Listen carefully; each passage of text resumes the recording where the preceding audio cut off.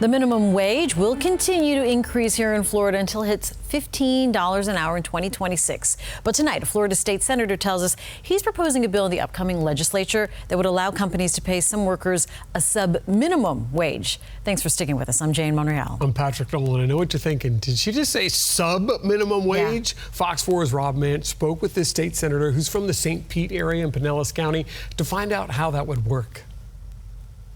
A sub-minimum wage. After years of fighting for higher pay, it may not be what many workers want to hear. But State Senator Jeff Brandes says the concept isn't as scary as it sounds. It was really an alternative essentially to an unpaid internship. Brandes says a training wage would allow companies to temporarily hire workers at a rate lower than the minimum wage so they could learn the skills to do the job. It's really designed to help incentivize businesses to look at applicants that they otherwise wouldn't consider. He says that would lead to lower unemployment, and economics professor Victor Clark at Florida Gulf Coast University says that's a good thing because a higher minimum wage generally does the opposite. It's fairly settled economics that increases in the minimum wage that are higher than whatever the prevailing market wage would be does reduce some work for some people. Currently, there's already a federal training wage in place, $4.25 an hour for up to the first 90 days of employment.